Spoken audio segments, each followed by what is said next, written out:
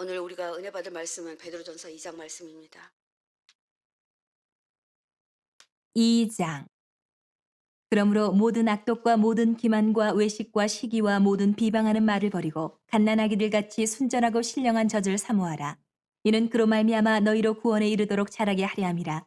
너희가 주의 인자하심을 맛보았으면 그리하라. 사람에게는 버림바가 되었으나 하나님께는 택하심을 입은 보배로운 산돌이신 예수께 나아가 너희도 산돌같이 신령한 집으로 세워지고 예수 그리스도로 말미암아 하나님이 기쁘게 받으실 신령한 제사를 드릴 거룩한 제사장이 될지니라. 성경에 기록되었을 때 보라 내가 택한 보배로운 모퉁이 돌을 시온에 두노니 그를 믿는 자는 부끄러움을 당하지 아니하리라 하였으니 그러므로 믿는 너희에게는 보배이나 믿지 아니하는 자에게는 건축자들이 버린 그 돌이 모퉁이의 머릿돌이 되고 또한 부딪히는 돌과 걸려 넘어지게 하는 바위가 되었다 하였느니라. 그들이 말씀을 순종하지 아니함으로 넘어지나니 이는 그들을 이렇게 정하신 것이라. 그러나 너희는 택하신 족속이요 왕 같은 제사장들이요 거룩한 나라요 그의 소유가 된 백성이니 이는 너희를 어두운 데서 불러내어 그의 기이한 빛에 들어가게 하신 이의 아름다운 덕을 선포하게 하려 하심이라. 너희가 전에는 백성이 아니더니 이제는 하나님의 백성이요 전에는 긍휼을 얻지 못하였더니 이제는 긍휼을 얻은 자니라. 사랑하는 자들아 거류민과 나그네 같은 너희를 권하노니 영혼을 거슬러 싸우는 육체의 정욕을 제어하라. 너희가 이방인 중에서 행실을 선하게 가져 너희를 악행한다고 비방하는 자들로 하여금 너희 선한 일을 보고 오시는 날에 하나님께 영광을 돌리게 하려 함이라. 인간의 모든 제도를 주를 위하여 순종하되 혹은 위에 있는 왕이나 혹은 그가 악행하는 자를 징벌하고 선행하는 자를 포상하기 위하여 보낸 총독에게 하라. 곧 선행으로 어리석은 사람들의 무식한 말을 막으시는 것이라. 너희는 자유가 있으나 그 자유로 악을 가리는 데 쓰지 말고 오직 하나님의 종과 같이 하라. 무사람을 공경하며 형제를 사랑하며 하나님을 두려워하며 왕을 존대하라. 사원들아 범사에 두려워함으로 주인들에게 순종하되 선하고 관용하는 자들에게만 아니라 또한 까다로운 자들에게도 그리하라. 부당하게 고난을 받아도 하나님을 생각함으로 슬픔을 참으면 이는 아름다우나 죄가 있어 매를 맞고 참으면 무슨 칭찬이 있으리요. 그러나 선을 행함으로 고난을 받고 참으면 이는 하나님 앞에 아름다우니라. 이를 위하여 너희가 부르심을 받았으니 그리스도도 너희를 위하여 고난을 받으사 너희에게 본을 끼쳐 그 자취를 따라오게 하려 하셨느니라. 그는 죄를 범하지 아니하시고 그 입에 거짓도 없으시며 욕을 당하시되 맞대어 욕하지 아니하시고 고난을 당하시되 위협하지 아니하시고 오직 공의로 심판하신 이에게 부탁하시며 친히 나무에 달려 그 몸으로 우리 죄를 담당하셨으니 이는 우리로 죄에 대하여 죽고 의에 대하여 살게 하려 하심이라. 그가 채찍에 맞음으로 너희는 나음을 얻었나니 너희가 전에는 양과 같이 길을 잃었더니 이제는 너희 영혼의 목자와 감독 되신 이에게 돌아왔느니라. 아멘. 하나님의 말씀입니다. 오늘 베드로전서 2장은 베드로의 멋진 설교입니다. 베드로는 어쩌면 정말 글 쓰는 사람이라기보다는 참 훌륭한 설교자였습니다. 어, 음, 선지자들 중에 또 그리고 예수님의 제자 중에 누구보다도 으뜸인 사람이었습니다. 그는 예수님의 수제자로 주님을 가장 가까이서 본 사람이고 또 예수님의 행적을 목도한 사람입니다. 그는 유대인들이 위기를 만나 고난에 빠져 있는 것을 알고 그들에게 이렇게 외치고 있는 것입니다. 많은 흩어져 있는 디아스포라 유대인들에게 거듭난 자는 구원에 이르도록 성장해야 된다. 이렇게 말하고 있습니다. 그러기 위해서 말씀의 젖을 사모하여라. 너희는 신령한 성전으로 제사장의 부르심을 입은 자들이다. 그러니 생명 되신 그리스도와 연합하여 성장하라. 이렇게 말하고 있습니다. 이것이 너희를 어두운 데서 불러내어 그의 기이한 빛에 들어가게 하신 이의 아름다운 덕을 선포하게 하는 하나님의 뜻이다. 이렇게 말하고 있는 것입니다. 오늘 저는 베드로전서 2장 1절로부터 10절까지 말씀만 새벽이기 때문에 전하려고 합니다. 여러분, 1절부터 3절 말씀은 구원에 이르도록 성장해야 하는데 우리에게는 방해되는 것들이 있다라는 것입니다. 이 방해되는 것들이 무엇인지를 우리가 알기를 원합니다. 하나님은 살아있는 말씀으로 거듭난 자가 취할 행동을 구체적으로 말합니다. 구원에 이르도록 성장하려면 버려야 할 것들과 취해야 할 것들이 있다는 것입니다. 베드로는 그리스도의 성장을 막는 것이 바로 악덕인데요. 이 악덕에 대해서 구체적으로 설명하고 있습니다. 이 악덕은 다 버려야 되는 것들입니다. 이 악덕을 새 범주로 이렇게 제시하고 있습니다. 여러분 1절 말씀 보시면 이렇게 나와 있습니다. 그러므로 모든 악독과 모든 기만과 외식과 시기와 모든 비방하는 말을 버리고 이 모든이란 말이 세 번씩이나 나오는 것 여러분 여러 번 말씀드렸습니다. 이들의 그 표기법은 우리는 뭐 엄청 많이 무지 많이 이렇게 말할 수 있는 그런 단어들이 있잖아요. 이들은 그냥 반복함으로 이거는 정말 꼭 이렇게 해야 된다라는 것입니다. 반드시 이렇게 해야 된다는 것입니다. 모든 이렇게 되어 있어요. 그러니까 우리 믿는 사람들을 이렇게 죽이는 것들이 이것들입니다. 이거 악독들인데요. 이 악독이 뭐냐면 모든 악독. 예, 이걸 각해안이라고 하는데 이 악독은 악한 의도로 남을 해하려는 하고는 차원이 다른 것입니다. 그렇기 때문에 이 악독한 사람은 정말 무자비한 사람이에요. 이들이 지금 정말 로마에 엄청난 핍박을 받거든요. 그러니까 악만 남아요. 여러분 그렇잖아요. 우리도 이제 전쟁을 겪었을 때 우리 백성들이 악이 남았거든요. 그래서 정말 죽이는 거, 사람을 죽이는 거, 사람이 옆에 죽어가는 거, 눈 하나 깜짝하지 않고 그런 일들을 행할 때가 있었어요. 그래서 무자비한 악한 행위를 의미하는데 이 악은 하나님의 진노 아래 있다라는 것입니다. 로마서 1장 18절에 보면 하나님의 진노가 불의로 진리를 막는 사람들의 모든 경건하지 않는과 불의에 대하여 하늘로부터 나타나느니 이렇게 말하고 있습니다. 로마서에서 불의로 진리를 막는 사람들은 하나님의 진노 아래 있다라고 이렇게 말하고 있습니다. 이들은 미끼로 끌어들여서 속이는 사람을 말합니다. 정말 속이는데 미끼로 끌어들여요. 그래서 계율과 술책을 써서 하나님 앞으로 가는 길을 막는 사람들입니다. 예, 속이는 자, 시기하는 자를 의미합니다. 여러분 속이고 시기하는 거 별것 아니라고 생각하죠. 그런데 이거 너무나 무서운 것입니다. 여러분 시기는 정말 자기 우월감에서 나오는 행동이며 자기 열등감에서 나오는 행동입니다. 그렇기 때문에 타인이 잘 되는 것 방해하는 죄악을 말합니다. 이거 교회 안에 있을 수 있습니다. 그런데 지금 이 베드로가 선포하는 이때 유대인들 안에 있었다는 것입니다. 이들이 서로 자기들을 감싸주어도 모자랄 판인데 서로 시기하고 서로 잘 되는 것을 방해했다는 것입니다. 그리고 모든 비방하는 말이라고 말하고 있습니다. 남을 향해 무고히 중상모략하는 말을 말합니다. 악담을 하는 것을 의미합니다. 악담하죠. 내가 너 잘 되나 봐라. 이렇게. 너는 반드시 어떻게 될 거야. 이렇게 말합니다. 이런 제약은 악의 차 마음에서 비롯되는데 이런 일을 하는 사람은 하나님의 진노를 면치 못할 것이다. 이렇게 말하고 있습니다. 네, 이런 사람 하나님이 절대로 쓰시지 않으시죠. 그런데 여러분 이렇게 악의에 가득 찬 사람에게 베드로는 이렇게 말합니다. 이것을 이길 방법이 있어. 이걸 이길 방법이 이거 하나면 돼. 그런데 갑자기 너무나도 이게 반대급부적으로 갓난아기를 말해요. 여러분 갓난아기는 정말 순진하잖아요. 아무것도 속임이 없잖아요. 그 눈망울을 보면 얼마나 예쁘고 얼마나 평화로워요. 근데 갓난아기들처럼 순전하고 신령한 젖을 사모해라 이렇게 말합니다. 그러니까 악독을 이기는 방법이 신령한 젖을 사모하는 방법밖에는 없다는 것입니다. 그로 말미암아 너희로 구원에 이르도록 자라게 하려 함이라 이렇게 말합니다. 우리가 의롭게 됐다. 그 말을 칭의라고 하거든요. 예, 칭의는 믿음의 첫 단계인데요. 이거를 태어날 때 신생이라고 합니다. 그러니까 새롭게 태어났다는 거예요. 그러니까 새롭게 태어난 사람처럼 여러분 예수 처음 믿으면 얼마나 은혜돼요. 모든 것이 다 은혜되잖아요.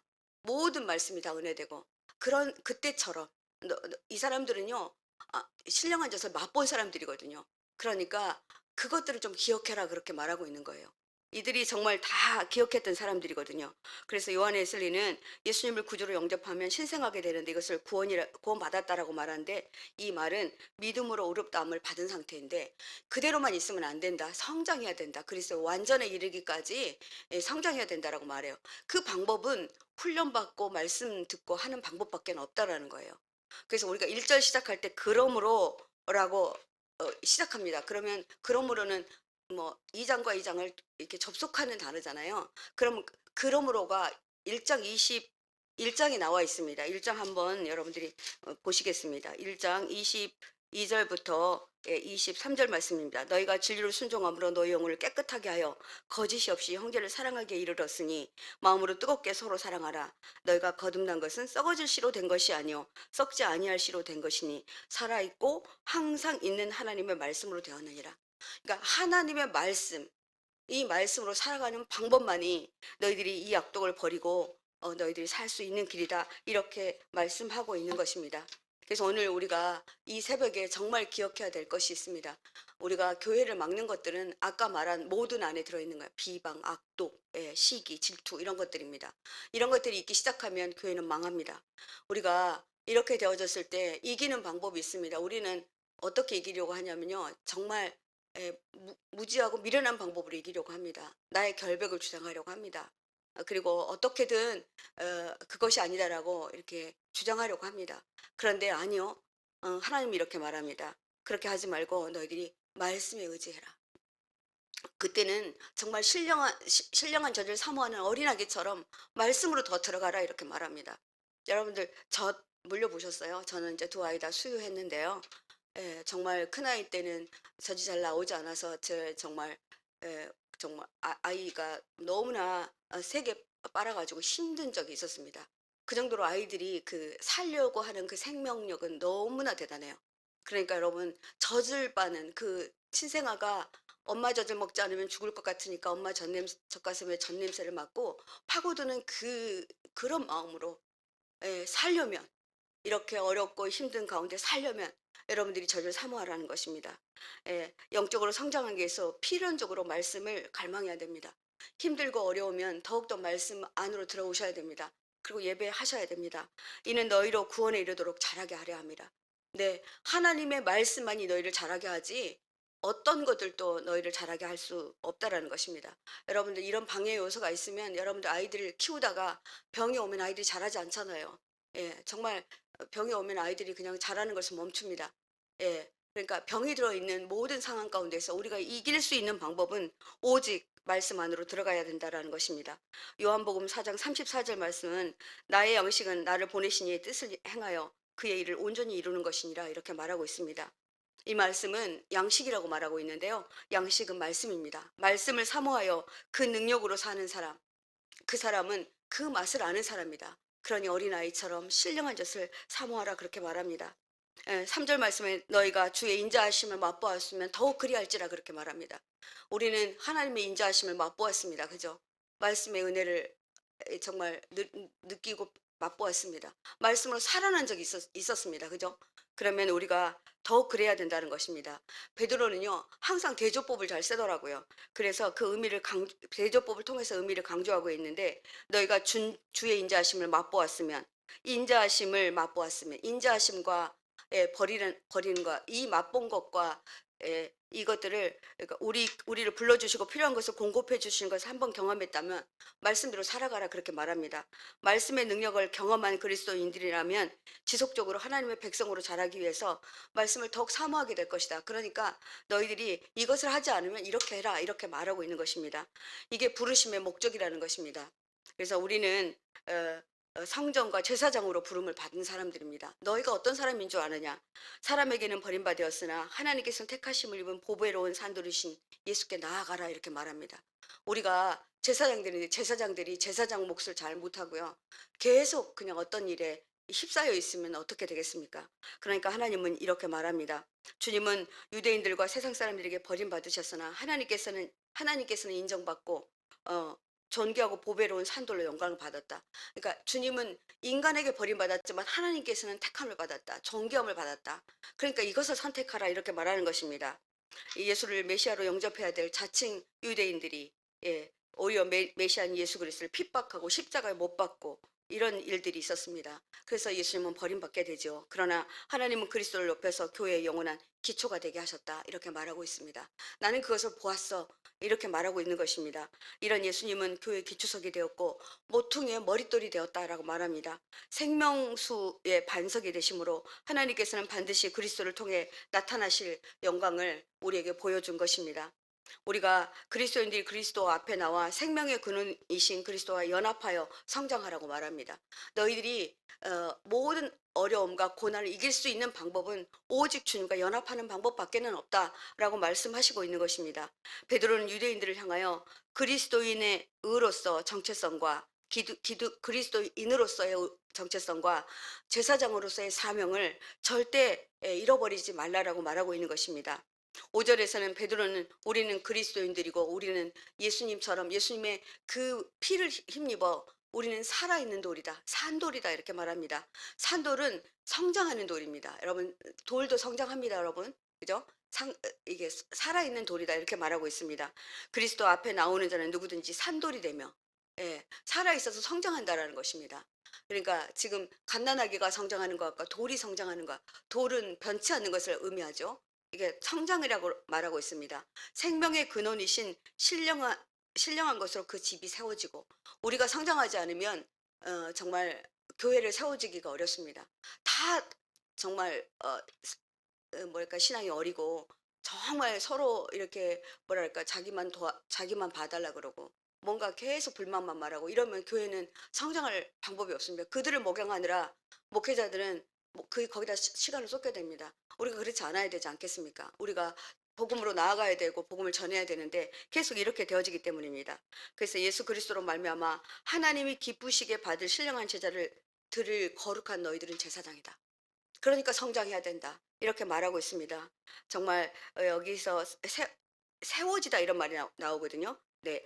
신령한 집으로 세워지고, 이 세워지다는 오이코도메이스데라고 하는데, 이 말은 예수께서 직접 베드로에게 내가 이 반석 위에 내 교회를 세우리니, 이 세우리니 할 때도 똑같이 이 단어를 썼어요. 그러니까 반석 위에, 든든한 돌 위에 세우는 그런 건강한 교회를 만들어야 한다라고 말하고 있습니다. 사람들이 단지 교회 나올 때 그리스도인이 되는 것이 아니라 먼저 그리스도인에게 나와서 그리스도와 연합하기를 원합니다. 그리스도 앞에 나와야 됩니다. 나와서 연합하여서 그분의 그 은혜를 입어야 합니다. 세워진다는 말은 살아난다는 말과 일치합니다. 근데 우리가 어떤 어려움과 고난을 당하면 우리가 죽게 되거든요. 우리 영혼이 죽고 우리의 정말 감정이 죽고요. 피폐해져요. 감정이 죽고 피폐해지면 어떤 일이 일어나냐면 여러분들 정신적으로 해리가 오게 됩니다. 정신적으로 데미지가 있게 됩니다. 정신이 제대로 감정을 찾아서 하지 못합니다. 울 때 울지 못하고 웃을 때 웃지 못합니다. 이렇게 되면 정말 어렵게 됩니다. 그래서 우리에게 베드로는 너희들은 산돌이 돼야 된다. 살아있는 돌이 돼야 된다. 이렇게 말합니다. 거듭난 자와의 연합을 통해 세워지고 살아나라 말합니다. 그러니 우리 교회가 다 살아있는 돌이 돼야 되지 않겠습니까? 그래서 누구나 들어와도, 어떤 사람이 들어와도, 정말 죽을 것 같은 돌이 들어와도 이들이 살아나는 일들이 우리 가운데 있어야 된다는 말입니다. 그래서 베드로는 여기서 너희들이 연합하라 말합니다. 이 연합은 예수님의 마음과 함께 연합되는 것을 말합니다. 영적 예배를 로마서 12장 1절에서는 이렇게 정확하게 잘 표현하고 있습니다. 그러므로 형제들아, 내가 하나님의 모든 자비하심으로 너희를 권하노니 너희 몸을 하나님이 기뻐하시는 거룩한 산 제물로 드리라. 이는 너희가 드릴 영적 예배니라 라고 기록되고 있습니다. 우리가 영적 예배를 드려야 됩니다. 영적 예배는 예배 드릴 때뿐만 아니라 사람들하고 관계할 때도 드려져야 된다고 봅니다. 예, 우리 몸을 하나님이 기뻐하신 산제물로 드리라라는 이 말씀은 그리스도께서 죄가 없으셨지만 우리를 위해 대제사장으로서 자신을 제물로 드린 것처럼, 그러니까 어떨 때는 희생해야 될 때가 많아요. 교회 안에서는 희생이 정말 필요합니다. 고난 중에 있을 때는 더더구나 그렇습니다. 교회가 고난 받았을 때는 누군가가 희생하지 않으면 교회는 살아나지 않습니다. 그래서 나는 죽고 예수로 사는 삶, 이것들이 되지 않으면 교회는 죽은 교회나 마찬가지입니다. 그래서 서로 자신을 드러내려고 하지 말고 하나님이 기뻐하시는 영적 예배를 드리는 것에 우리가 힘써야 한다라는 것입니다. 6절 말씀에 성경에 기록되었을 때 보라 내가 택한 은혜로운 모퉁이 돌을 시온에 두노니 그를 믿는 자는 부끄러움을 당하지 아니하리라. 7절에 그러므로 믿는 너희에게 보배이나 믿지 아니하는 자에게는 건축자의 버린 그 돌이 모퉁이의 머릿돌이 되고, 이렇게 말합니다. 참 심오하고 깊어서 이 말씀을 정말 깊게 다뤄야 되는 말씀인 것 같습니다. 근데 짧은 이 새벽 시간에 다루기는 다 엄청난 내용이 들어있지만, 오늘 간단하게 말씀드린다면 모퉁이 돌은 건축물과 벽 사이를 잇는 중심되는 돌입니다. 그러니까 건축 양식에서 가장 중요한 기초돌이에요. 그래서 이 모퉁이 돌이 얼마나 잘 이렇게 되어졌나에 따라서 건물이 예, 수명이 몇 년 가는지가 결정됩니다. 그래서 모퉁이 돌이 벽과 벽을 연결하며 건축물을 지탱하는 것처럼 중심적인 역할을 해야 된다는 것입니다. 주님이 모퉁이 돌이 됐으니 우리에게도 너희들이 모퉁이 돌이 되어야 한다라고 말하고 있습니다. 여러분, 내가 어떻게 하면 모퉁이 돌이 될 수 있을까요? 네. 어떤 사람은요, 부딪히는 돌이 돼요. 8절에 이렇게 말합니다. 또한 부딪히는 돌과 같이 걸려 넘어지는 바위가 되었다 하느니라. 어떤 사람은요, 계속 부딪히는 돌이에요. 이 사람만 부딪히면, 이 사람만 만나면 힘든 사람이 있습니다. 그러면 정말 어렵죠.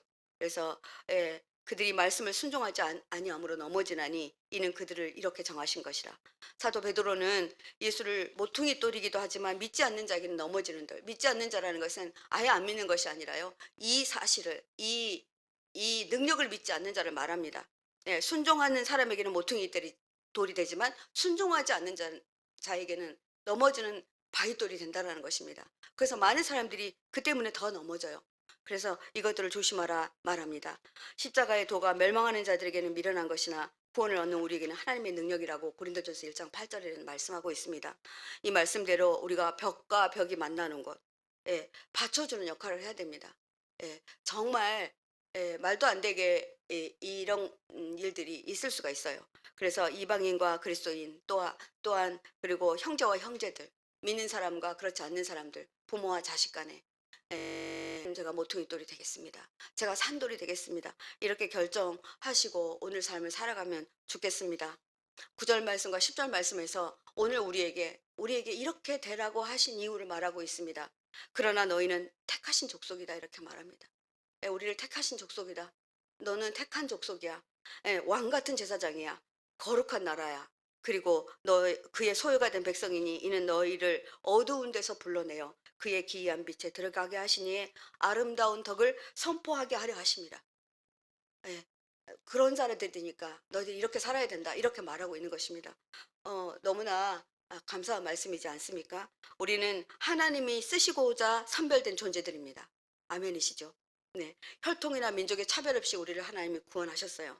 예, 그런데 우리가 그리스도와 그런 우리가 그리스도와 연합하여서 영적으로 새롭게 태어난 그리스도인들이기 때문에 왕의 특권과 축복을 받은 제사장들이라는 겁니다. 우리에게 너무나 멋진 정말 직분과 직함이 주어졌습니다. 우리는 그의 소유된 백성이다. 그래서 우리를 모두 다 성도라고 말합니다. 우리가 모두 성도이기 때문에 성도가 성도여야 되고 성도일 수 있는 것은 서로가 연합해야만 합니다. 우리가 혼자 떨어져 있으면 우리를 성도라고 말하지 않습니다. 그죠?